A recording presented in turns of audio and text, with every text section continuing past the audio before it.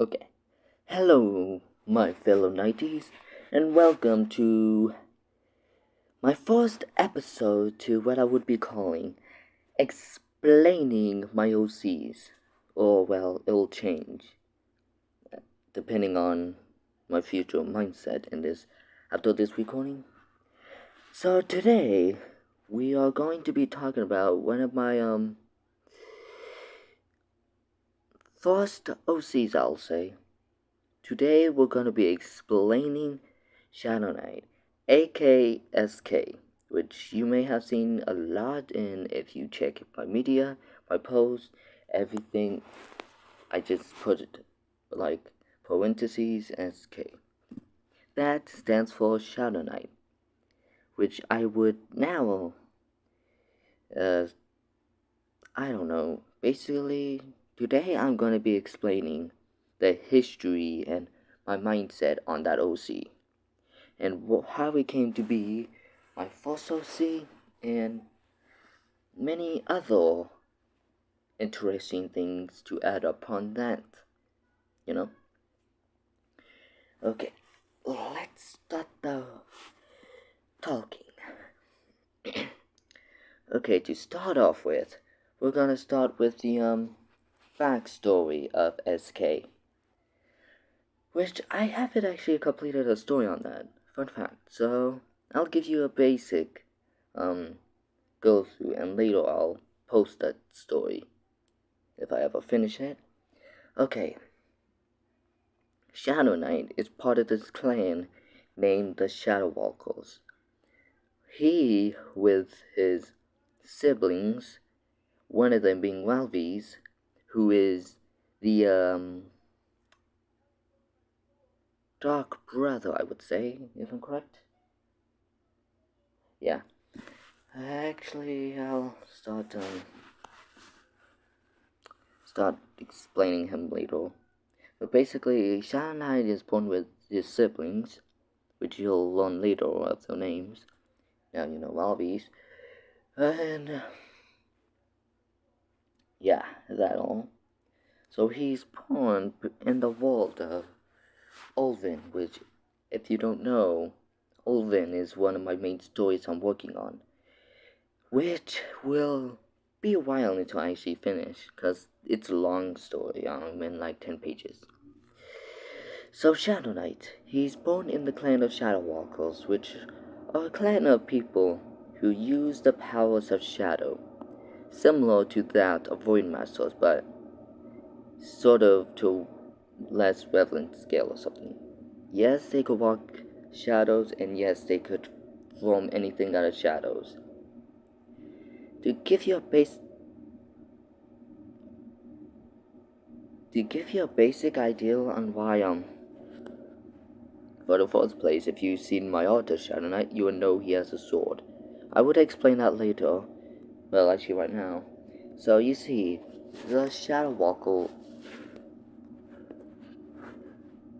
Oh, that was. But you see, the Shadow Walker clan, they have the 3 shrines, one for their god, one for their sacred sword, and another for their, if I'm correct, their ancestors. So basically, as in the world of Ulvin, later you'll learn of a certain event that is basically the start or a new beginning to Shadow Knight, as that's when his clan disappears fully into darkness from this event named the darkness, or the shadowing, or something. But after that, Shadow Knight, before that happened, Shadow Knight, his clan works with the Ulvin royal family, so you could see that at a certain point in the Shadow Walker's life, they teamed up with the High Kings, which is heirs to Ulvin and all that. So, I'm bad at this. But, yeah, so basically, he grabs the sword, which if you don't know what it looks like, imagine a greatsword, just a normal old greatsword, but instead it has three big scale holes. One at the part that is closest to the hilt, not exactly like at the hilt, but they're all of the blades. So basically, in the middle, the um bottom, and the top. And in those holes are these gems, or later to be found gems that power up the blade. Shadow Knight, which has actually another name, but no one knows that since his name, so they just call him Shadow Knight, as that's what he calls himself. So Shadow Knight, after the darkening, walks through the shadows of the land used to be known as his home, and he later finds an angelic winged figure knight. So he then talks to the knight, which then asks Shadow Knight to be recruited into the Holy Knight's army, which then gets him sent up to the clouds, and he gains wings, so he's basically turns into an angel. And after that, he fights like billions of wars against the opposite team, which are like these darker versions of knights. As you would see later, by the name of the Shadow, I don't know, the knights that are descendants of, if I'm correct, I'm not sure what the descendants are, but you'll learn that in the story, of course. Since this is just me quickly going through his story. So basically, after fighting wars, his team thinks that he's too dark to be a light knight. You know, since he's from a clan that literally walks shadows, they think that he's evil, so they send him off. They basically banish him from the Holy Lands, which he was a great warrior. So that was kind of the reason of the certain event I'll explain later. But so he then decides to join the Darker Knights. I might just call them Shadow Knights, even though that's basically the name of Shadow Knight. Oh yeah, also, to add to the things I'm going to explain about Shadow Knight, I'm going to explain about Shadow Knight's alternate version, unless that version is going to be added to the story, which it actually may be. Okay, so Shadow Knight,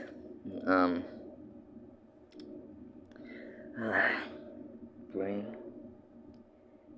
Okay, so Shadow Knight basically joins that army, and then does wars against the opposite team like he did with the Light Knights. He then goes up the ranks until he becomes a captain. Being a captain means that you basically control the wars and all that. So yeah, and that's when Shadow Knight so the Shadow Knights, or the Dark Knights I would call them, they gave Shadow Knight his iconic helmet and armor. Which actually no, maybe it was the Holy Knights. Yeah, technically the Holy Knights would have been the one who gave him the armor, but by being in the Dark Knights, his armor got corroded by the shadows. Which, as you see, is the reason for a lot of explaining to do, which has to be with the Night Helm. That's when I first started war about him being a Dark Knight, I think. No, actually, I think that was later. No, before. Oh, actually, yeah, later. But yeah, to explain to you who made that Night Helm and why I'm so obsessed with it, it's my brother, and he made the Shadow Knight Helm, and I'm absolutely obsessed with it, because that's what, like, a basic idea of what he looks like, and I don't really actually know who came up with the idea, if it was me or Kurt. Oh, not Kurt, my brother. Gotta edit that out, darn it. Anyways, I'll explain stuff about that later. So, Shadow Knight basically He after a bit more wars as the captain, he basically leaves the army. Well, he's still technically a general there, but he just goes off on his own, leaving the Light Knights in ruin and the Shadow Knights to just do their own thing. Basically, giving them freedom from the Light Knights being. I don't know. But, so that happens. So that's basically the start of Shadow Knight. He then walks the ground of the darkness. And, on his journey, he actually finds, like, these creatures that have these purple-like feathers that protect you from light and darkness. So he, slays them, gathers their feathers, and makes a cape out of them. That's what I'm gonna use to explain the cape he has, which actually is pretty fun to draw. But yeah. So Shadow Knight, after he does that and walks the darkness, of course, he later just stays in the void. I'm gonna call it at this moment. So in that void, nothing much really happens, and he just stays there until 1 years later. If you guys wait, no, I guess that'll be spoilers for I'm making. But whatever, spoilers ahead for a certain manga if you don't want to be spoiled by that. He is later found by. This is basically like me just giving you my ideals, but he is later to be found by. Not Shadow Knight, Void Master. Void Master. If you don't know what Void Master is, it's Void Master Damien, which I'll explain in probably the next explaining a character.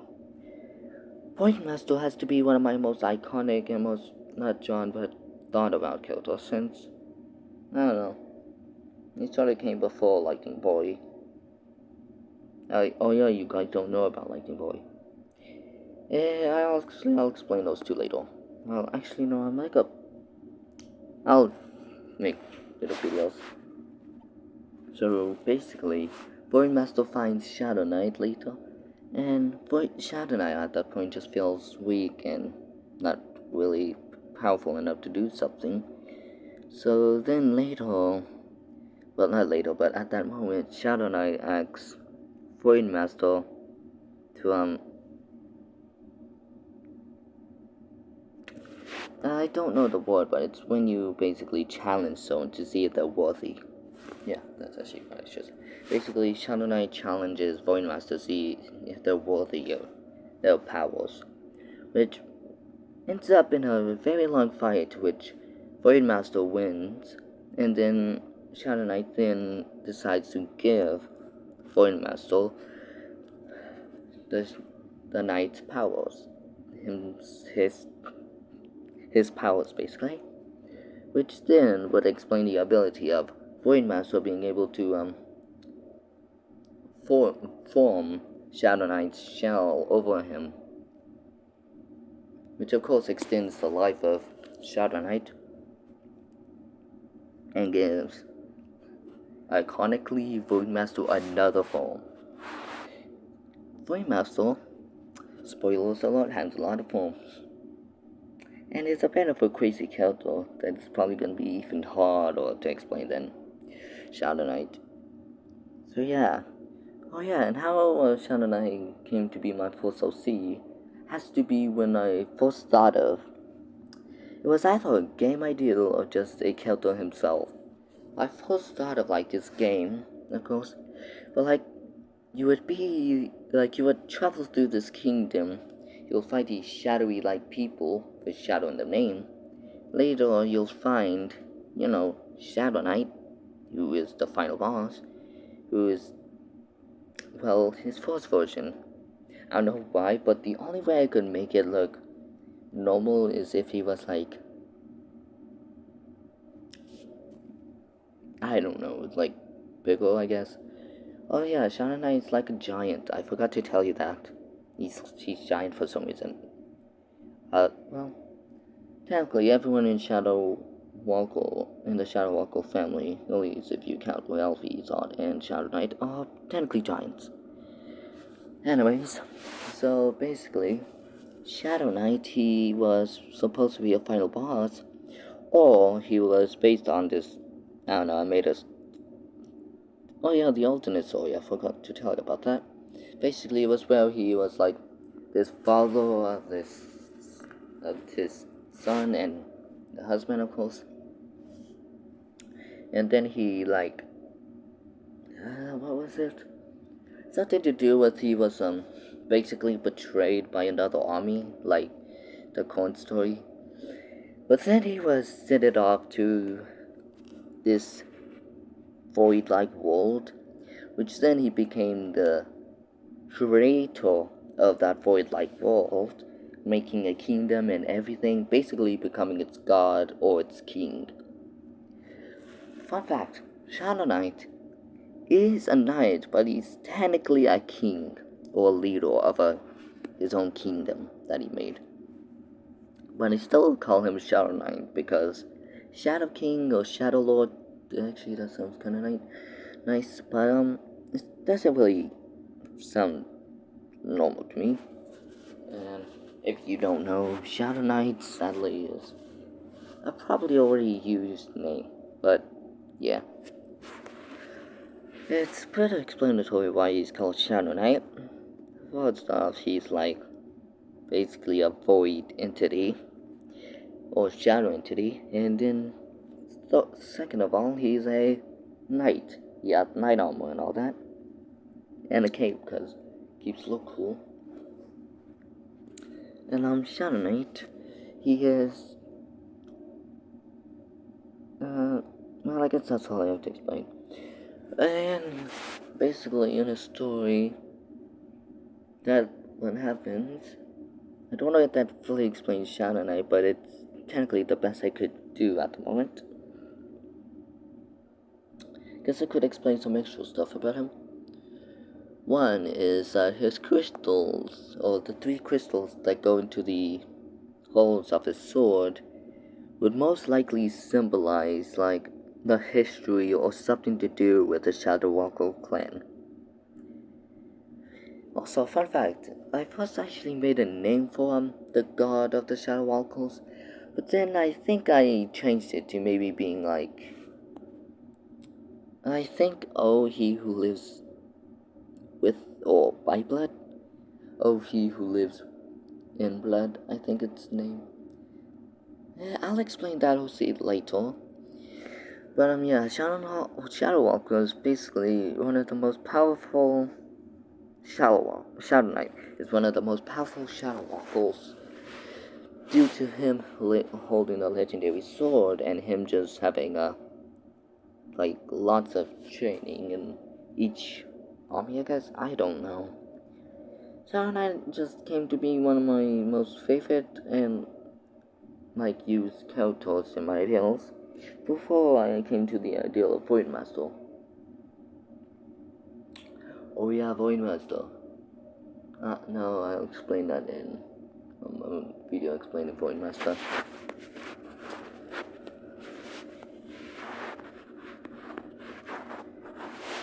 Yeah, I'll explain more about Voidmaster later in life.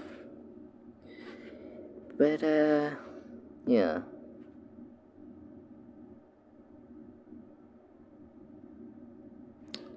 I guess that's it. Not as difficult as I thought it would be. But yeah, I'll explain about Voidmaster, which would actually is go branch out towards a lot of different things, I guess. Anyways, goodbye, my mateys. Have a awesome day, and make sure to armor up for the end of the world. Those dragons shall fall upon us. Maybe that should be my outro. I'll make our outros.